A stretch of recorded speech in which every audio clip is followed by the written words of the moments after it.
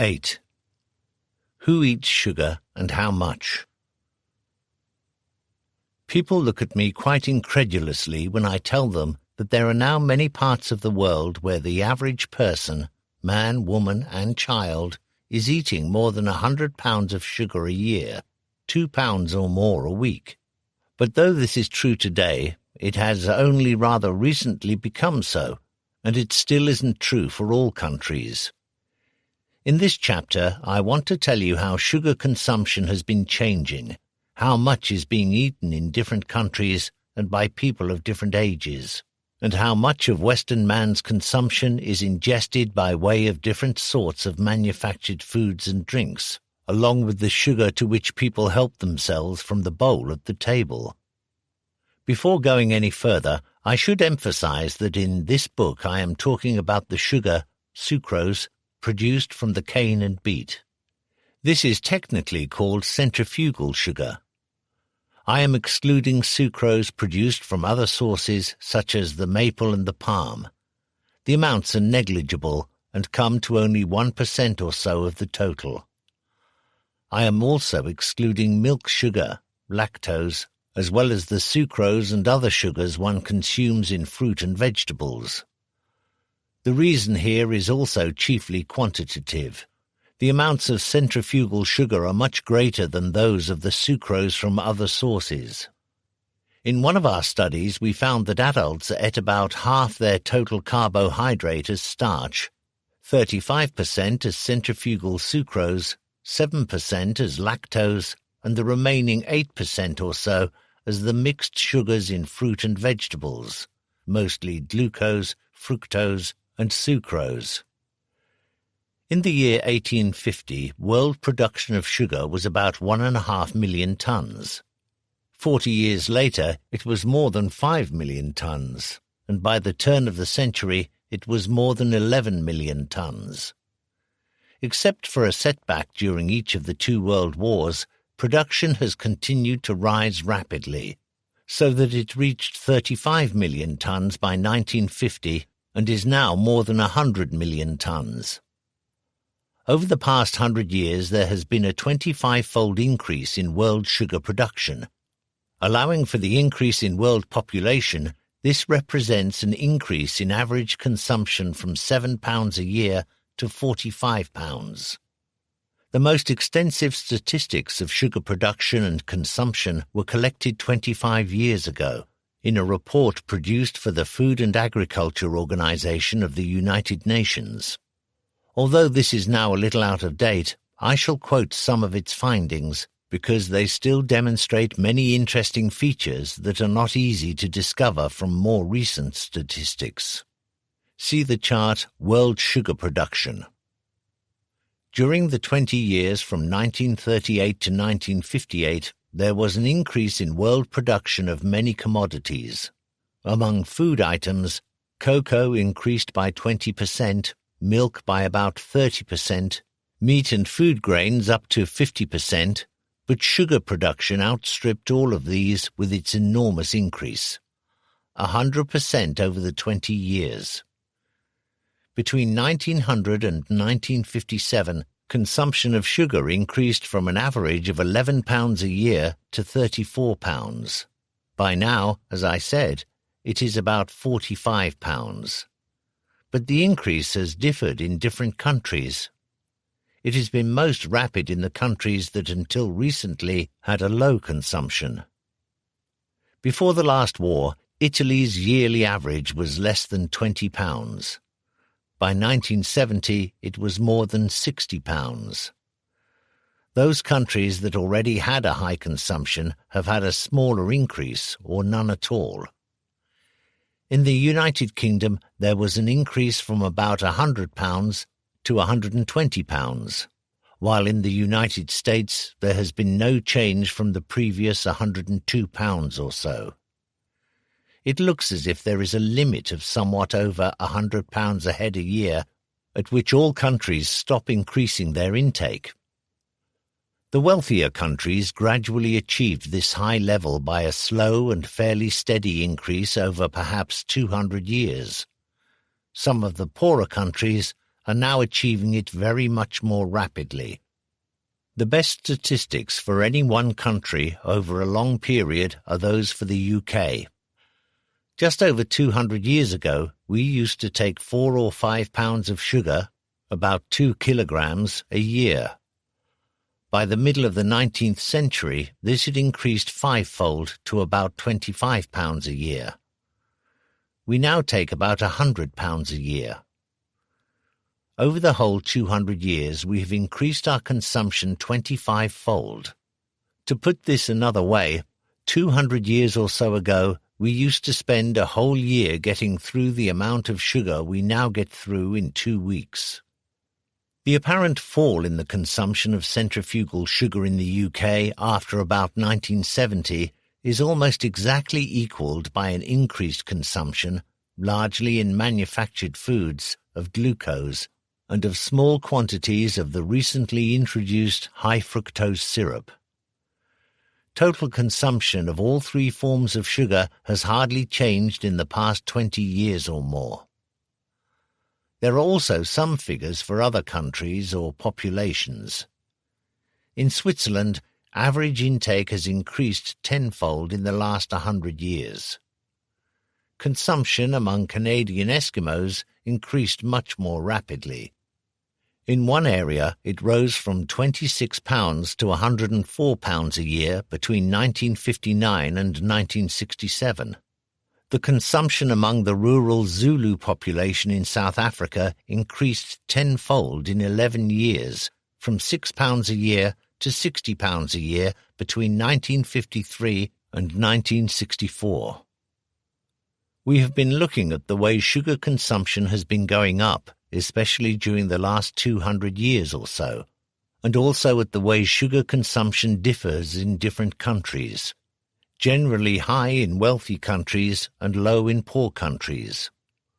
I should like to say a little more about diets in rich and poor countries because, although not directly related to sugar consumption, they do have a bearing on this, and they also give us a better picture of the way diets are affected by income. Let us look at the diets in different countries according to their average national income, and calculate how many calories were supplied by these diets, how much protein, fat and carbohydrate, and how much of the carbohydrate was made up of sugar on the one hand and of other components, chiefly starch, on the other hand. As you pass from the poorest to the wealthiest group of countries, you find an increase of about 50% in the average number of calories in the diet, from about 2,000 calories a day to about 3,000.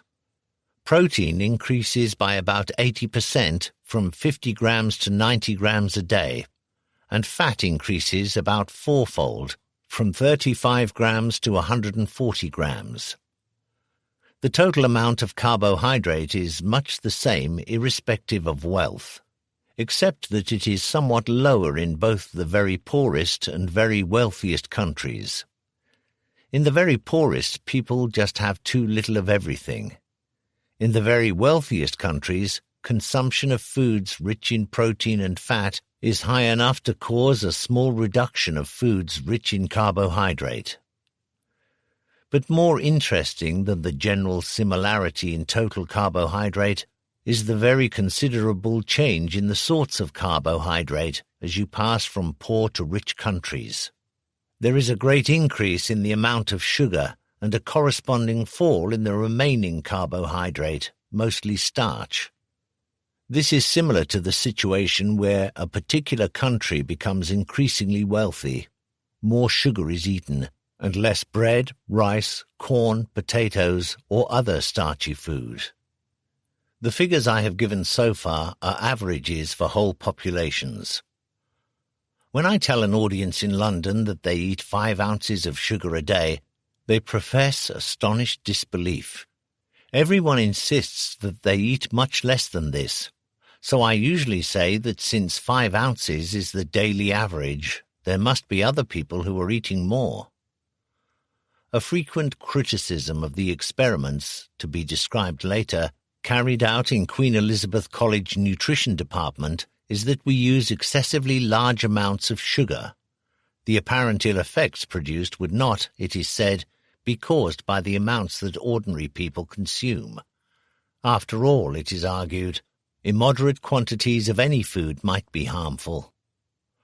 When we first reported that sugar in the diet increases the amounts of the fatty substances in the blood, notably triglyceride and cholesterol, an American scientist wrote that sugar produces no increase in triglyceride if the amounts taken are of the same order of magnitude as the average sugar intake of the American population. Similarly, another researcher claimed that there is little relationship under ordinary conditions between dietary sugar and plasma cholesterol. These references to average and ordinary conditions assume that virtually everybody takes an amount of sugar that is little different from the average intake, which in America and in the UK is about 125 grams a day. This is about as sensible as saying that everyone takes about an average amount of alcohol, so that alcohol cannot be a cause of liver cirrhosis. Though there is little published information about sugar consumption in individuals, common experience tells us that it varies a great deal. There are people who take no sugar in their tea or coffee, rarely if ever take sweetened drinks, eat little confectionery, and do not ordinarily eat desserts. There are others who begin the day with sweetened cereal and added sugar, have sugar in all their hot beverages, eat sizable quantities of confectionery, cakes and biscuits between meals, and always have a cooked and heavily sweetened dessert with their main meals. The meagre figures on individual sugar intake that have been published confirm that there is a considerable range. In our Queen Elizabeth College studies, we measured how much sugar was being taken by various groups of older children and by men and women of different ages. They are not necessarily representative, but I give you our results in the table Daily Sugar Intake per Head in Grams, because they demonstrate some general features. Let me add that it is likely that we are underestimating the exact consumption, because people tend to forget the occasional sugar drink or piece of chocolate they have been taking. Still, one can get some interesting information even if it is somewhat approximate.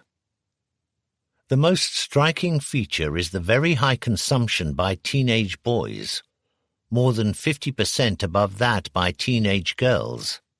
The sex difference persists throughout later life, although not so strikingly. From the age of 20, men take something like 15 or 20% more sugar than do women. This is possibly because women are more weight conscious, so they deliberately and wisely restrict their sugar consumption.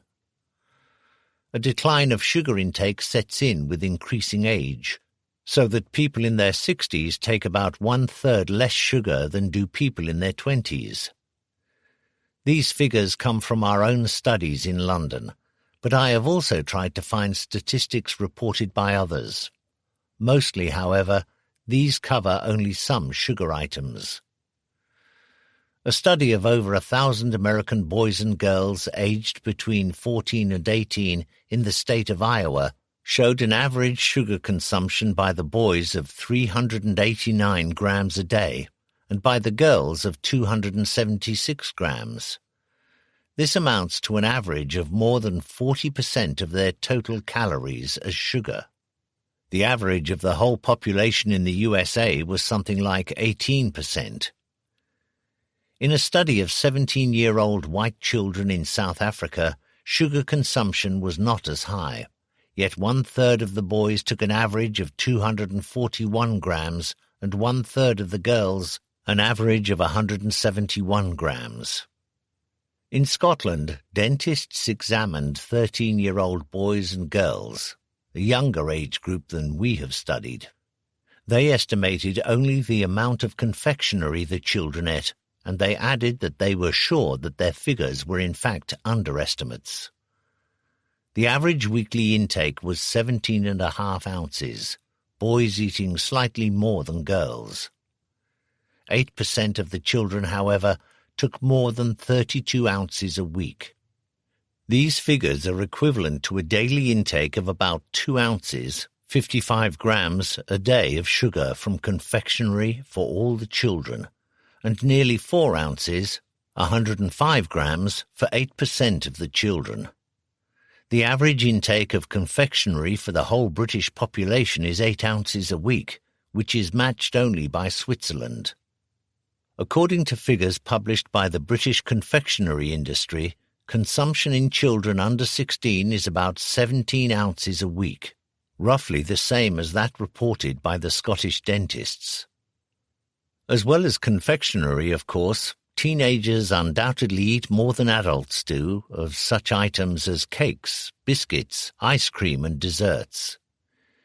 Even at a conservative estimate, these can be expected to bring the total amount of sugar to something like 50% more than the national average. This would make the total consumption of a 13-year-old about 7.5 ounces of sugar a day, which would supply 850 calories out of their daily total intake of about 3,000 calories. Now think of the children who eat not 17.5 ounces of sweets a week, but more than 32 ounces, and it is pretty certain that there must be a lot of children getting at least half of their calories from sugar. You might perhaps think that eating a lot of sugar between meals, they would cut down on the sugar in meals. Not at all. A colleague of mine found that the midday dinners in several English schools contained sugar giving about 25% of the calories, and on the whole, children get the same sort of food at school as at home. So it does look as if children get more than the average amount of sugar, sometimes much more, not only in the snacks and drinks between meals, but also in the meals themselves. Part of this, I am sure, is due to the attitudes of their parents, who wish to give pleasure to their children, to win their affection, and to provide them, as they believe, with the energy they need for growth and work and play. The London Times reported the case of a young lad eating more than 6.5 pounds of sugar a week, which amounts to nearly 350 pounds in a year. His dentist complained that 6 months after his mouth had been made quite free from decay, it was now once more full of rotting teeth. Our own record comes from a 15-year-old boy who also consumed just under a pound of sugar a day, or around 1,700 calories from sugar alone. Of course, just as there are some people who eat very much more than the average amount of sugar, there must be those who eat less than the average.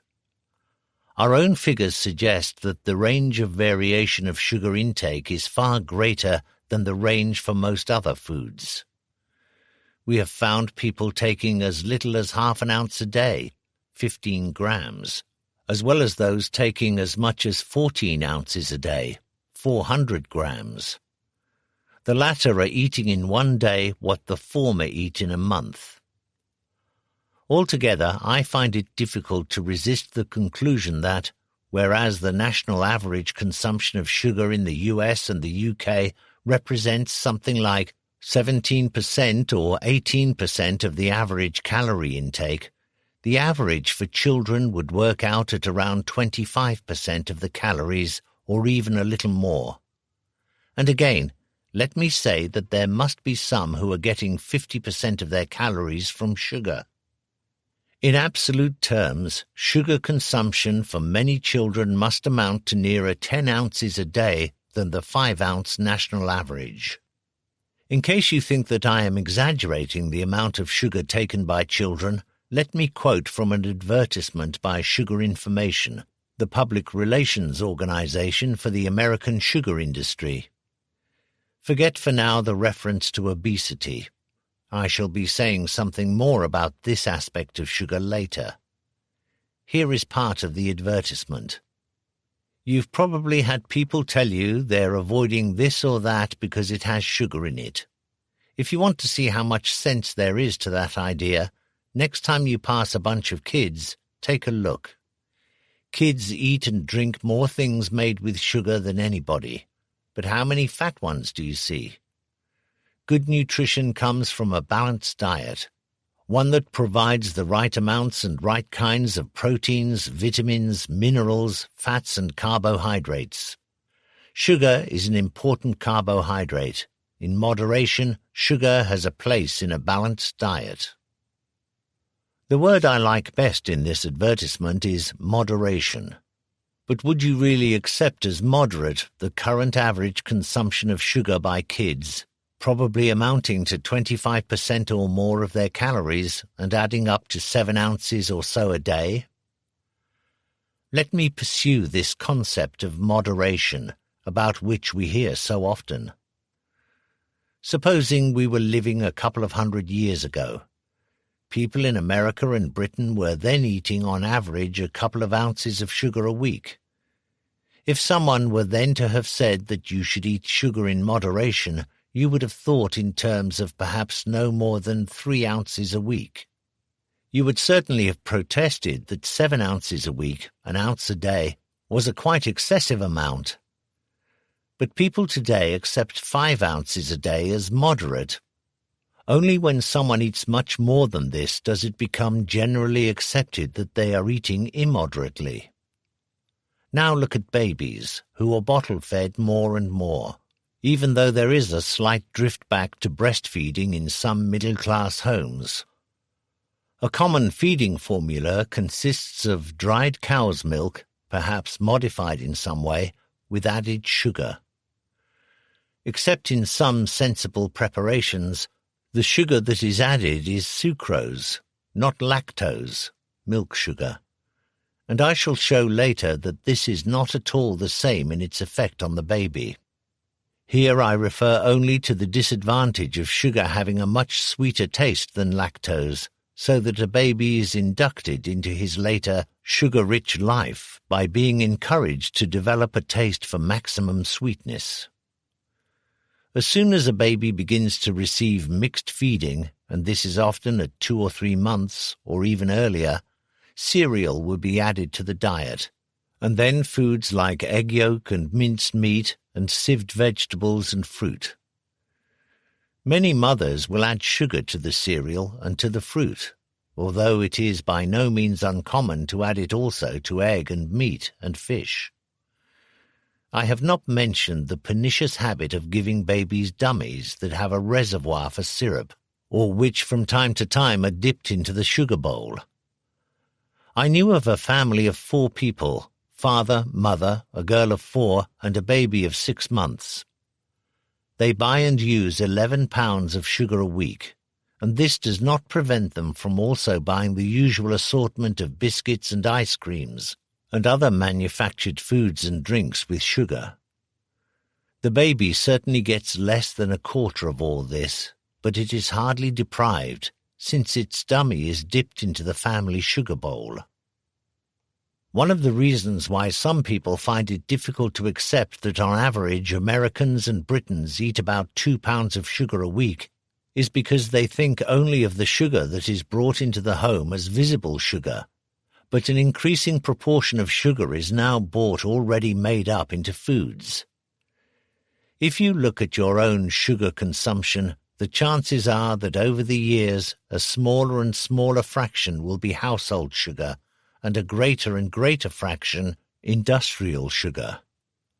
Household sugar is mostly what is bought by the housewife, but also includes the much smaller quantity used in cafes and restaurants. Industrial sugar goes to the factory and comes to us in the form of confectionery, ice cream, soft drinks, cakes, biscuits, and nowadays also a very wide range of other items, especially the fancily packaged convenience foods. The poorer countries, as you might expect, consume less of their sugar in the industrial form. Manufactured foods are a luxury consumed increasingly in the wealthier countries. In the late 50s, according to the FAO report I mentioned earlier, South Africa took only 20% of its sugar in manufactured foods, while France took 40% and Australia 55%. American manufactured sugar increased from less than 30% in 1927 to about 50% in 1957, and is now more than 70%. The increase in the proportion of manufactured sugar in the USA is especially interesting in view of the fact that the total sugar consumption there has not changed much over this period. The UK use of manufactured sugar amounts to about 65%. The ways in which sugar is used by food manufacturers in the UK and the various amounts involved are shown in the table Proportions of Domestic and Industrial Use of Sugar. But I want to amplify these figures in several ways. To begin with, I believe there are several reasons why Westerners continue to increase their consumption of manufactured foods containing sugar. One is that any efficient manufacturer is constantly producing more and more attractive foods. Because of competition, he keeps making new products or new variations on his old products, each time with the purpose of producing something that is even more attractive than before. More and more, people find it difficult to resist these delicious foods and drinks. In 1981, nearly 100 million was spent on advertising sugar-rich foods. 53 million of this was spent on advertising chocolate and confectionery. Secondly, sugar, as we have seen, offers many more properties than just sweetness. Its use in different sorts of confectionery depends also on its bulk, on its ability to exist either in crystallized or non-crystallized form, on its solubility in water, and on its change of color and flavor when heated. Its use in jams depends on its ability to set in the presence of pectin, and on its high osmotic pressure, which inhibits the growth of molds and bacteria. In small quantities, sugar seems to enhance the flavor of other foods without necessarily adding specifically to sweetness. These and many other properties of sugar amount to an extraordinary versatility and account for its use in such a vast range of foods and drinks. The result is plain to see if you walk around the supermarkets and make a list of foods with sugar among their ingredients. Leaving aside obvious items like cakes, biscuits, desserts, and soft drinks, you will find sugar in almost every variety of canned soups, in cans of baked beans and pastas, many kinds of canned meat, almost every breakfast food, several frozen vegetables and made-up dishes, and most canned vegetables. In some of these foods, especially in the foods like meats or vegetarian meat substitutes, the amounts of sugar are quite small. But in many others the amount is really surprisingly high. You can get some idea by seeing where sugar ranks in the list of ingredients. If it is first on the list, the food contains more sugar than any other ingredient. When I tried this exercise, this was true of 1 or 2 canned soups, 1 or 2 breakfast foods, and several pickles and sauces. A third reason why people increasingly buy manufactured foods containing sugar is that they prefer to buy foods in convenience form, usually items that they would previously have made for themselves. And it looks from my sampling as if these foods are likely to contain more sugar than they would have done when made at home. The manufacturer seems to have found, or at any rate convinced himself, that people like sugar with everything, and more of it. In the last 2 or 3 years I have found it difficult at a bar to get tomato juice, my favorite tipple, that has not had sugar added to it. I am also rather fond of peanut butter, but the manufacturers of the 2 most popular brands in England have now decided that I ought to have it with sugar. Here let me give one good mark to the health food people. At least some do not put sugar into their peanut butter. Anyway, not yet. If you want to test what I am saying, try next time you are out to get a drink of something or other that is non-alcoholic, does not contain sugar, and is not specially advertised as a diet drink. It does seem to be true that until they reach a certain limit, most people demand more and more sugar as they go on taking it. Certainly, the converse is true.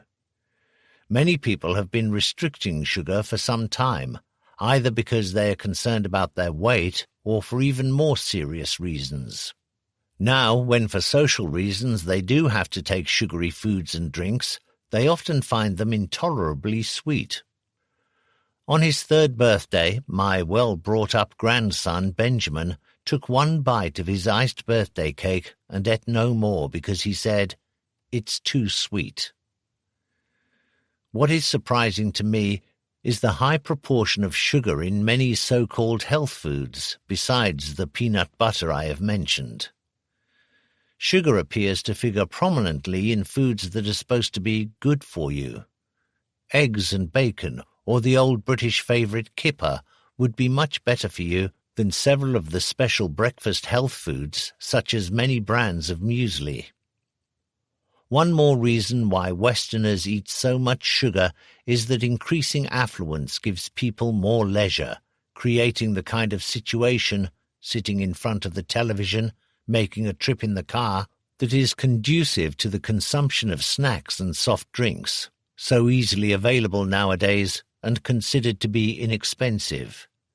And snacks usually, and soft drinks almost always, are rich sources of sugar. Another point about soft drinks. When I was young, if I was thirsty, I had a glass of water. Nowadays, when children are thirsty, it seems almost obligatory that they quench their thirst with some sugar-laden cola or other drink. And this is often true for adults too, although it is just as likely to be an alcoholic drink like beer. In this way, sugar is consumed almost inadvertently. The modern trend of using drinks like tonic water or bitter lemon as mixers is, for many people, a further source of sugar of which they are hardly aware. 2 small bottles with your gin or vodka and you have swallowed an ounce or more of sugar. Life is difficult for people who, like myself, want to avoid sugar, and particularly for those who, like the people with hereditary fructose intolerance, get sick when they take sugar. But I am glad to see that an increasing number of manufacturers put no sugar into some of their products, and that you can find more and more labels marked sugar-free or no added sugar. In particular, it is encouraging to see more baby foods labelled in this way.